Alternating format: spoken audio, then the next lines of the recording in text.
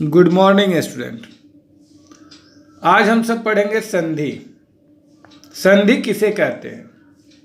सबसे पहले संधि की परिभाषा जानेंगे।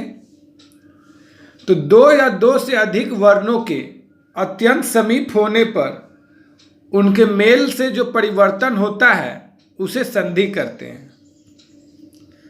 अर्थात कहने का तात्पर्य है कि जब पहला पद का अंतिम वर्ण तथा दूसरे पद का पहला वर्ण आपस में मिलकर जब किसी नए वर्ण का निर्माण करते हैं उसे हम संधि कहते हैं। संधि तीन प्रकार के होते हैं: स्वर संधि, व्यंजन संधि और विसर्ग संधि। लेकिन हमारे पाठ्यक्रम के अनुसार हमें केवल स्वर संधि पढ़ना है। स्वर संधि में भी केवल हमें दीर्घ, गुण और वृद्धि संधि पढ़ना है। तो हम सबसे पहले जानेंगे स्वर संधि। स्वर संधि किसे कहते हैं? तो जब दो स्वर वर्णों के मेल से कोई परिवर्तन होता है तो उसे स्वर संधि कहते हैं। ऐसे तो स्वर संधि के 8 भेद होते हैं, लेकिन मैंने अभी आपको बताया कि हमें अपने पाठ्यक्रम के अनुसार इसमें केवल 3 संधि का भी अध्ययन करना है: दीर्घ संधि, गुण संधि और वृद्धि संधि। तो सबसे पहले हम लोग पढ़ेंगे दीर्घ संधि। दीर्घ का शाब्दिक अर्थ होता है बड़ा। दीर्घ का शाब्दिक अर्थ होता है बड़ा और दीर्घ संधि के नियमानुसार दो सजातीय स्वरों के मिलने पर उन दोनों के स्थान पे दीर्घ स्वर हो जाता है।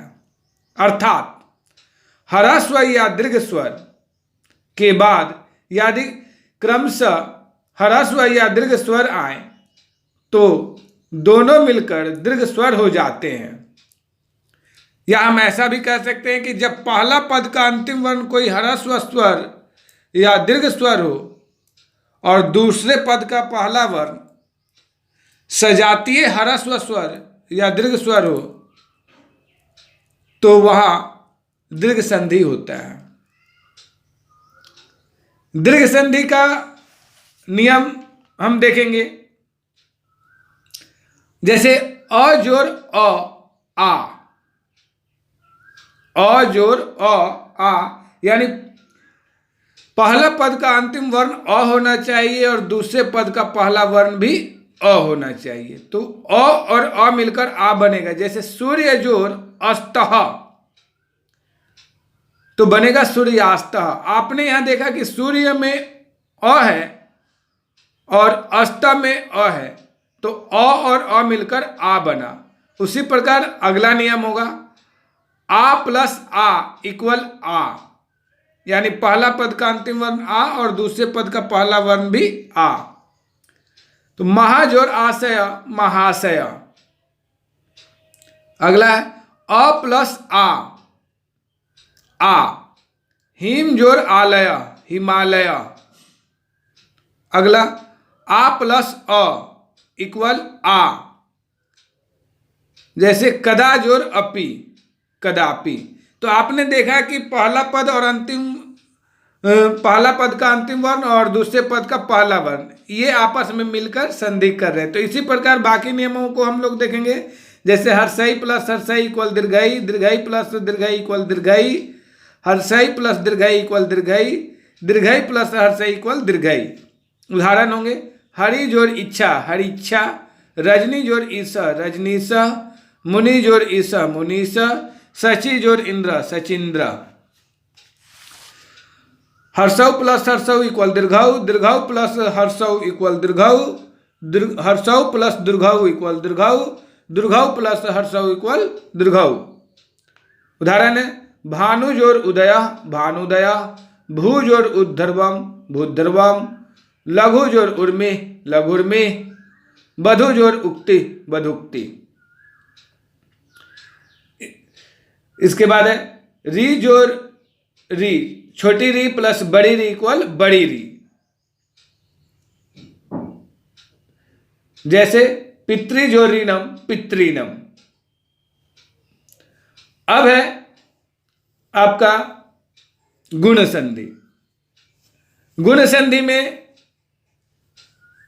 हम परिभाषा पर ध्यान देंगे। अगर परिभाषा हम समझ गए तो इसका नियम बहुत ही सरलतापूर्वक समझ जाएंगे। जैसे परिभाषा पर ध्यान देंगे, यदि पहला पद का अंतिम वर्ण अ या आ हो, यदि पहला पद का अंतिम वर्ण अ या आ हो तथा दूसरे पद का पहला वर्ण हर्षई, दीर्घई, हर्षऊ, दीर्घऊ, री या ली हो तो क्रमशः उनमें ए, ओ, अर और अल हो जाता है। अर्थात पहला पद का अंतिम वर्ण अ या आ रहे तथा दूसरे पद का पहला वर्ण हर्षई, दीर्घई, हर्षऊ, दीर्घऊ, री या ली रहे तो अ और अन्य स्वर जो थे हर्षई, दीर्घई, वे मिलकर ए बनेंगे।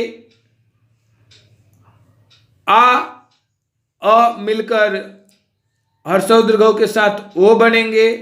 आ के साथ री मिलकर अर बनेंगे और आ के साथ ली मिलकर अल बनेगा। तो आइए हम इसके नियम देखते हैं। उदाहरण, अ प्लस हर्षई ए, अ प्लस दीर्घई ए, आ प्लस हर्षई ए, आ प्लस दीर्घई ए। उदाहरण होगा, गज जोड़ इंद्र गजेंद्र, धन जोड़ ईश धनेश, राधा जोड़ इच्छा राधेच्छा, महाजोड़ ईश्वर महेश्वर। तो यहां पर आप देखिए पहला पद का अंतिम वर्ण में अ है, ग ज अ हुआ, इंद्र में छोटी ई है तो अ और ई मिलकर ए बना, जो उदाहरण में बना गजेंद्र। उसी प्रकार धन में अ और ईशा बड़ी है, बना आपका धनेश, ए बन गया। एक चीज याद रखिएगा, हमेशा बच्चों को यह जो है कंफ्यूजन होता है कि इंद्र में छोटी होगा बड़ी होगा, ईश्वर में बड़ी होगा छोटी होगा, ईसा में बड़ी होगा छोटी होगा। तो याद रखें मेरे एक वाक्य को, इंद्र हमेशा छोटा होता है, ईश और ईश्वर हमेशा बड़े होते हैं। अर्थात इंद्र का हर्षई और ईश्वर और ईश का दीर्घई होता है। अगला नियम पढ़ेंगे, अ प्लस हर्षऊ ओ, आ प्लस दीर्घऊ ओ, अ प्लस हर्षऊ दीर्घऊ ओ, आ प्लस हर्षऊ ओ। उदाहरण होगा, भाग्य जोर उदय भाग्योदय, दया जोर उर्मी दयोर्मी, सुयोधन जोर उर्मी सुयोधनर्मी, गंगा जोर उदकम गंगोदकम। अगला नियम है, अ जोर री अर और आ जोर री अर। जैसे देव जोर ऋषि देवर्षि, राजा जोर ऋषि राजर्षि। यहां आप ध्यान देंगे कि जब भी उच्चारण करें तो अर का उच्चारण होना अनिवार्य होता है। अगला है उदाहरण, अ जोर लिरी अल, आ जोर लिरी अल। उदाहरण होगा, मम जोर लिकार मम लकार, रमा जोर लिकार रम लकार। तो ये था आपका गुण संधि। गुण संधि में हमने देखा कि अ और आ के साथ हर्षई, दीर्घई, हर्षऊ, दीर्घऊ, री या री मिलते हैं तो वो क्रमशः ए, ओ, अर और अल हो जाते हैं। अब हम पढ़ेंगे वृद्धि संधि। अब हम पढ़ेंगे वृद्धि संधि। वृद्धि संधि में आप देखेंगे कि इसकी परिभाषा होगी, यदि पहला पद का अंतिम वर्ण अ या आ हो तथा दूसरे पद का पहला वर्ण ए या ऐ हो तो वो ऐ हो जाते हैं तथा ओ और औ रहे तो औ हो जाते हैं। जैसे नियमानुसार हम लोग देखेंगे, अ प्लस ए ऐ, अ प्लस ऐ इक्वल ऐ, आ प्लस ए इक्वल ऐ, आ प्लस ऐ इक्वल ऐ। उदाहरण के तौर पे देखेंगे, मम जोर एव ममेव, इंद्र जोर ऐरावतो इंद्रावतो, सदा जोर एकता सदैकता, महाजोर ऐरावत महरावत। अगला होगा, अ प्लस ओ इक्वल औ, अ प्लस औ इक्वल औ, आ प्लस ओ इक्वल औ, अ प्लस औ इक्वल औ। तो इसका उदाहरण होगा तौ जोड़ औषधि, तवौषधि,